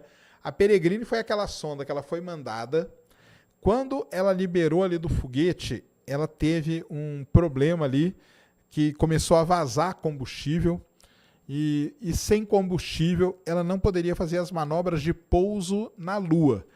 Então, eles estenderam um pouco a missão durou alguns dias lá, que agora não vou lembrar, acho que uns 10 dias, coisa do tipo, e a Peregrine fez o quê, cara? Queimou na atmosfera da Terra. Então, você que veio aí me xingar, parabéns, você me xingou com razão, porque eu falei que ela tinha se espatifado na Lua, na verdade ela queimou na atmosfera da Terra. Então, essa aí seria, né, a missão da sonda Peregrine.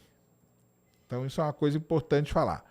Vai ter outras sondas para a Lua? Vai. Agora, em março, abril, vai ter uma missão que vai levar mais uma sonda lá para a Lua. Porque a Lua, ela está nesse momento. E falando em Lua, nós temos lá na Lua a nossa queridíssima Slim. Lembram? No último programa, ela tinha pousado, mas ela pousou meio torto. E aí o painel solar não estava captando energia suficiente. Pois bem, o que aconteceu com a Slim? Acreditem ou não, ela ressuscitou dos mortos. Então, a missão Slim está valendo novamente. E agora eu só preciso achar aqui. Deixa eu ver se eu consigo chegar aqui no site. Pode falar o que quiser dos países por aí, mas o site da NASA, cara, ele é o melhor site que tem dessas coisas, tá?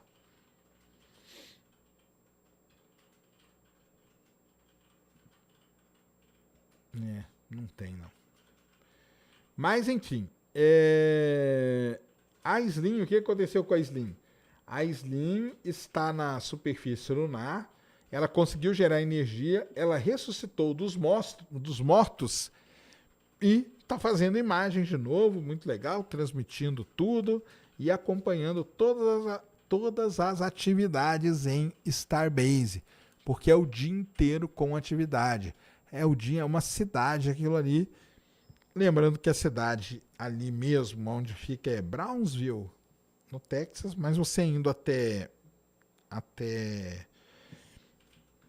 Boca Chica ali, né? Você consegue ter uma visão muito boa do lançamento do Starship. Então isso aí era um tema que eu queria falar. E o outro é o do asteroide, já falei, né? É do confisco, né? Se é que pode dizer assim.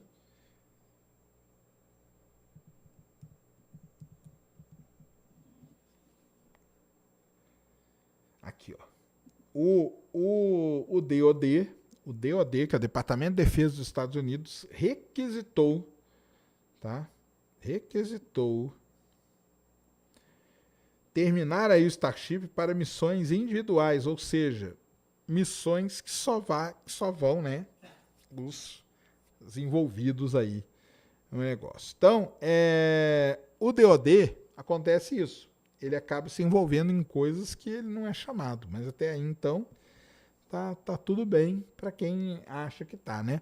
Os americanos são revoltados com isso, são muitos pesquisadores mais ainda, mas não temos lá muito o que fazer com eles, tá?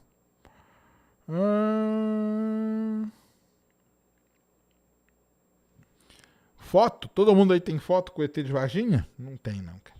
Não vai ser tudo isso de gente aqui vai ter foto com o ET de Varginha, não. Tá? Ah, faltou falar do asteroide, né? Deixa eu falar aqui, então.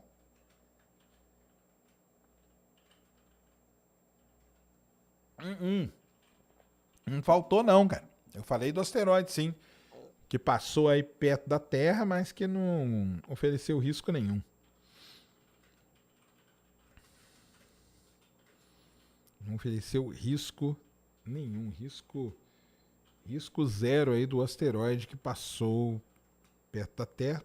Tomara aí que ele se desintegre em algum lugar. E é menos... Ah, tá aqui, ó. E é menos coisa. E uma coisa que eu queria falar também, eu vou colocar aqui para você, Cris, ó. É que a sonda Slim, então, ela caiu ali de lado, o painel dela ficou mal, mas ela ressuscitou. Ela ressuscitou. E, ao se ressuscitar, ela fez essas imagens aí que vocês vão ver aí na tela, umas imagens muito legais, tá? Imagens feitas pelo robozinho, o Lev 2, que fica rolando ali perto da... Tá tudo em japonês, não tem... Clica ali para traduzir para português que ele traduz. Aí, ó. Imagens espectroscópicas de 10 bandas, então conseguiu usar o espectro dela, isso é muito bom. Fora todo o resto, então aí está explicando que ela caiu de lado mesmo, teve problema, mas ela reavivou. Vai descendo aí, porque eu acho que tem as imagens aí, ó. Então, tá aí, ó. Então, isso aí são imagens novinhas, tá? Acabaram de sair da sonda Slim do Japão, lá na Lua. Tá vendo só? Vai passando ali que deve ter mais. Aí o pessoal dá nome, né, para as rochas e para algumas feições para facilitar principalmente, né, no caso aí, o seu movimento de ascensão com um carrão desse. E coloca ali, vai descendo aí, tem mais, tem não? Deixa eu ver, tem... Aí, ó, tem essa pequenininha. Essa pequenininha é muito legal, ó, porque ali a gente consegue ver as sombras, ó. A sombra super esticada. E aí, o que vai acontecer agora com a Slim? Agora ela vai morrer mesmo, tá? Agora ela vai morrer mesmo, por quê? Porque ela não tem o que ela... recuperar energia. Vai entrar à noite ali no local onde ela tá pousada e não vai ter. Mas então ela pousou, hibernou, reviveu e agora irá descansar. A nossa queridíssima, ela mandou essas fotos aí, as últimas aí, antes do anoitecer lunar. Então, um negócio muito interessante mesmo da missão Slim da JAXA, a Agência Espacial Japonesa. E agora, no mês de fevereiro, vai uma outra missão particular para a Lua, que é a missão Intuitive Machines. A peregrina era da Astrobotics, né, uma empresa. E agora a Intuitive Machines vai mandar a sua missão para a Lua. Então, é exatamente isso que acontece. Então, falamos da estação, falamos dos asteroides. Deixa eu ver aqui o que mais que podemos comentar. Mandem aí perguntas aí, galera. Enquanto eu vou vendo aqui, a gente vai...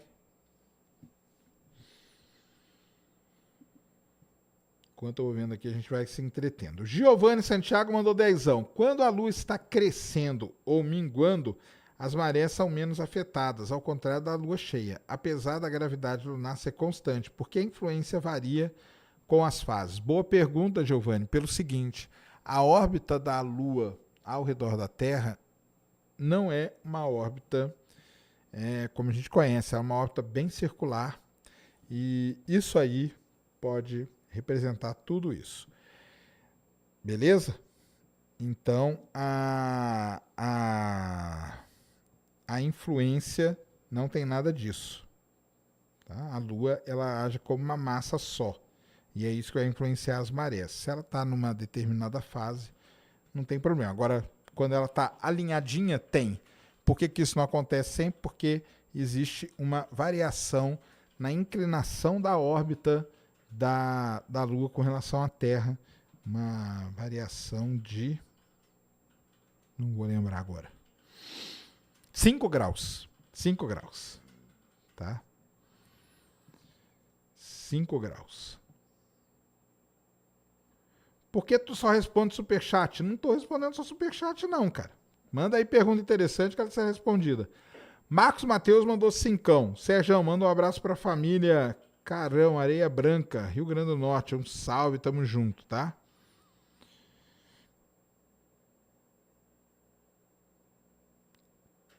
Qual a minha opinião sobre Neuralink, Leandro? Já respondi, cara. Em casos assim extremos, né, que você não tem outra coisa para fazer,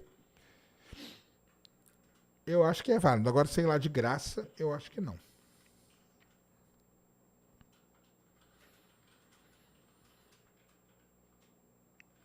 Tô com medo do ET Bilu. Esse aqui não é ET Bilu, não. Esse aqui é o... como foi o nome escolhido? Varginho.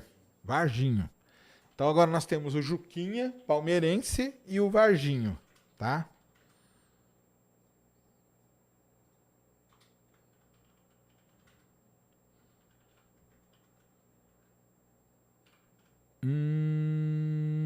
Lauro C. passou desapercebido o seu superchat. Vamos ver aqui. Lauro C. Procura aí, Cris.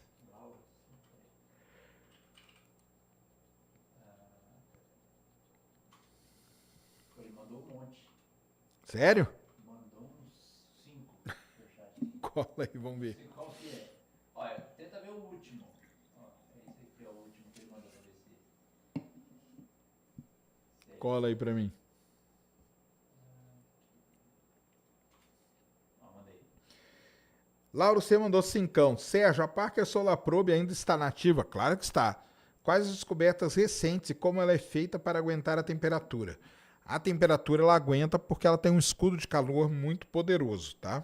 Que aguenta até muito mais do que a temperatura que ela está passando. E quais as descobertas recentes dela? Cara, elas estão, né, as sondas tentando descobrir qual é a origem das flares ou das conjunções e tudo mais, né? Então, qual a origem da flare, qual a origem do aquecimento da coroa, tá? Como que essas coisas são afetadas, como que elas surgem, qual que é um modelo para explicar isso aí. Até agora, então, mais ou menos, parece que inicia ali dentro da mancha solar como um pequeno foguinho, aquilo ali vai propagando e tudo, tem toda uma história sobre essas flares aí, que é muito importante porque a flare pode virar uma explosão de radiação, isso aí chegar na Terra e danar tudo, como a gente já falou aqui, evento de Carrington e tudo mais. Então, por isso que é importante o monitoramento, por isso que é importante quem estuda, principalmente nessas bandas aí específicas. Tá bom? Respondido? Tá. Ah, e aí, ó, eu separei aqui um negócio para falar que é muito legal, que eu já estava esquecendo, que é isso aqui, ó. Então vamos lá. O que acontece com a NASA, né? A NASA, todo ano, isso é uma das coisas principais que ela faz, é lançar esse documento aí, que nós vamos ver na tela já já. Esse documento aí é chamado de NASA Spin-off. O que é NASA Spin-off? É tudo que pode ser feito na área espacial, ou, aliás, tudo que pode ser feito em outras áreas que tira proveito do desenvolvimento espacial, a gente chama de spin-off. Então, se você for descendo aí, ó, anda descendo aí, Cris. Por exemplo, ó, a criação, tá vendo ali os bombeiros? Os bombeiros estão levando ali um drone, ó. Só que o drone tá dentro dessa estrutura aí, ó. Então, o que foi desenvolvido, né? Foi desenvolvido uma maneira de chegar em incêndios e também acabar com eles. Então, isso aí é uma das coisas. Outra coisa que eu estava vendo aqui foi na parte de estudos de medicina e tudo mais. Isso aí tem um monte, tá? Isso aí tem que ter, na verdade. Mas até mesmo nesse lance de formação de planetas aí e tudo mais, a matéria escura poderia ajudar. E então, quando a gente aplica alguma tecnologia no nosso dia a dia e que ela veio do espaço ou veio de qualquer outra área, isso é chamado de spin-off. E aqui nós temos o spin-off espacial, onde são ditas, né, as coisas aí. Beleza? Spin-off 2024, o Cris vai deixar o link ali, ó, de novo ali para vocês na descrição. Na descrição não, né? Nos links úteis lá dentro da NV99. CSF News. Tá?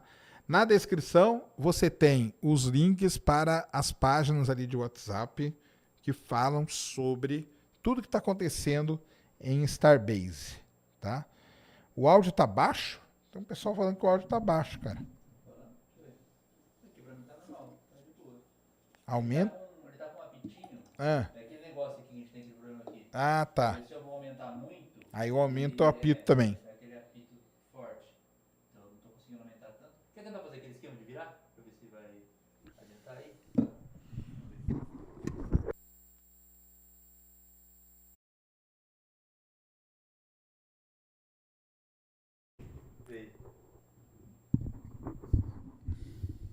Melhorou. Melhorou? Tá vendo só? Então aí, ó. Tá mais aqui. Pode falar. Oi, oi, oi. Testando.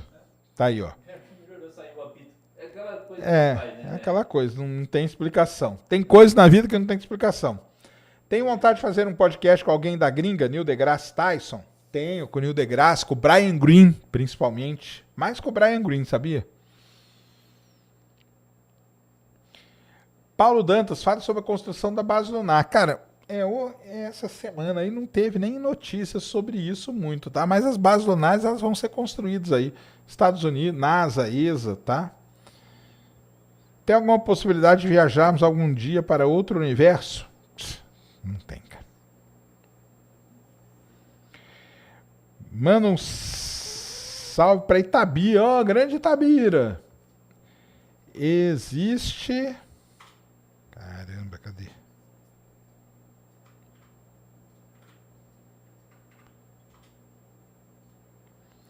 Existe algum planeta do universo passando pelo próprio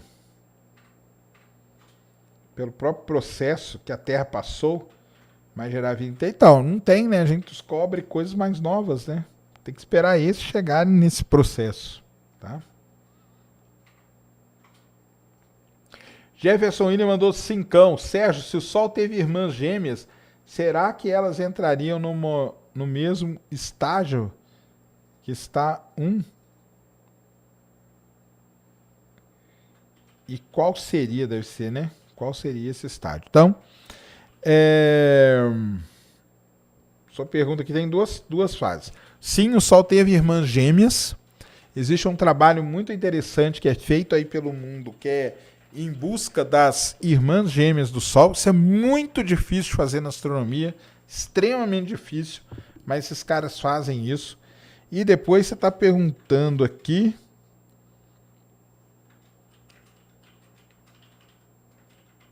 sobre o estágio do ar, não vou saber responder, cara, tá? Mas a primeira parte aí eu sei. Beleza? Você consegue explicar sobre poço da Petrobras no Rio Grande do Norte? Claro que consigo, cara. Ali é um negócio chamado margem equatorial. A margem equatorial é uma gigantesca reserva de petróleo, gigantesca reserva de petróleo, que fica ali no norte, né, do Brasil.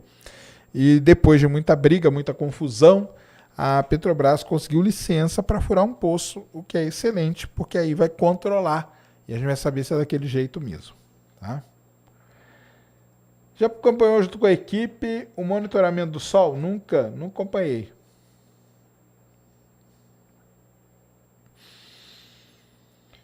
Quando o James Webb... Não.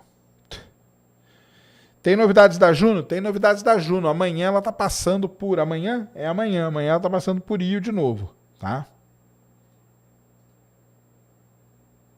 Qual o campo da astronomia que mais me fascina? Cara, eu acho que cosmologia mesmo.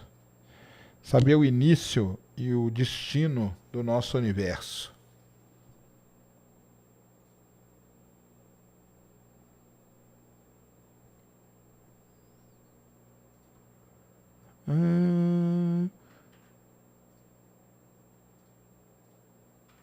O Juliano perguntou o que é um buraco branco e se ele existe. Não existe, ele existe teoricamente, a gente tem tudo definido e tal. Agora teria que observar. E aí é um problema, hein?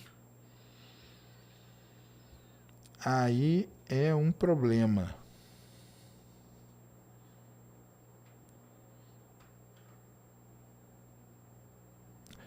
Vai de leve no energético aí. Sérgio, porque a temperatura na coroa solar é bem... mas aí, cara, você está querendo que eu ganhe o prêmio Nobel, cara. Eu não sei. Na verdade, ninguém sabe. As sondas estão lá para isso. Para descobrir por que a coroa, que já era para representar uma queda de temperatura, a temperatura bate milhões de graus. Não faço a menor ideia. Vai ter lançamento hoje? Hoje acho que não, né? Se não me engano, o próximo é dia 6, tá? Deixa eu ver aqui, sim. Então falamos do spin-off. Baixem lá o spin-off, que é muito interessante para você saber. Falamos da Slim, que voltou a dar resposta. Falamos tudo da Starship aqui rapidamente. Dos lançamentos. Deixa eu ver se não estamos pulando. Se não estamos pulando nada.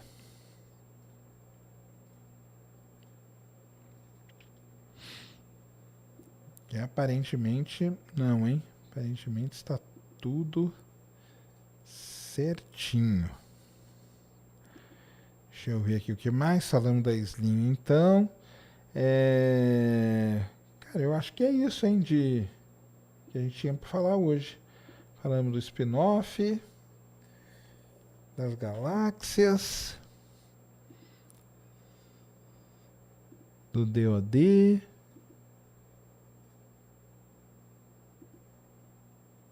Acho que é isso, né, chat? Vê aí se você lembra de alguma coisa. Sérgio, tem problema em dizer te amo? Não, Leandro, pode dizer. E aí, acabei de chegar, pena que perdi. Fica gravado, tá? Maísa perguntou do emblema. Não temos emblema no Ciência Enfim News, tá? Me responde. Eu amo astronomia e tenho passado, Sérgio, por que não mandamos embriões para se reproduzir no espaço? A gente manda embrião, sim. A estação espacial tem tudo isso.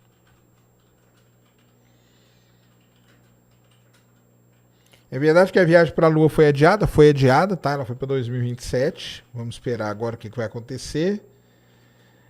Amanhã tem lançamento às 23. Ah, é? Então amanhã tem lançamento, sim, tá? Amanhã temos lançamento, então. Então vamos ficar espertos aí.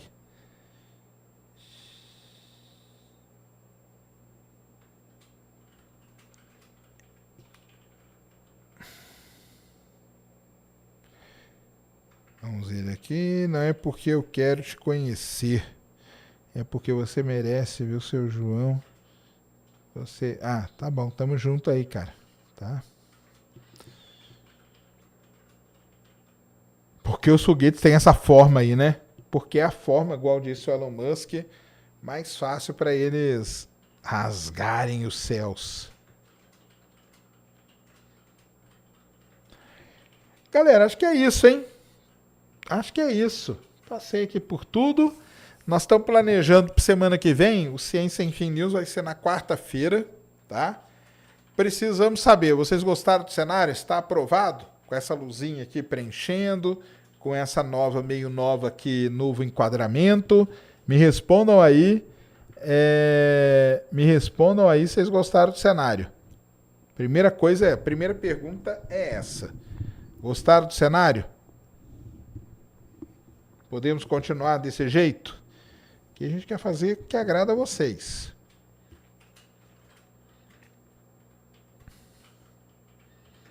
Tira a dúvida aí, manda aí, skatista.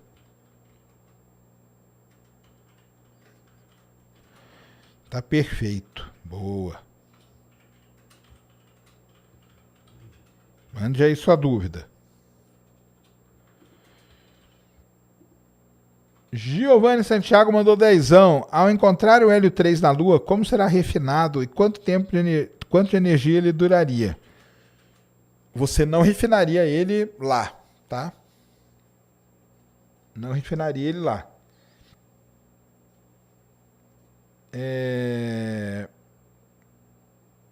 Para gerar energia nuclear com o Hélio 3, cara, você precisa de muito pouquinho. Pouquíssimas gramas já gera energia aí para abastecer, tipo, um bairro, talvez de uma cidade grande, tá? Mas já é um grande avanço, porque todo mundo pensava que você ia ser aquele negócio robótico. Hoje não. Você tem acaba tendo, né? Pegando aí os trejeitos da coisa, mas o lance é que precisa de muito poucas gramas de hélio 3 para gerar energia nuclear, tá? E o problema nem é esse, tá, Giovanni? O problema hoje é o seguinte, que a gente não consegue gerar uma produção a mais de energia. Então esse é um seríssimo problema.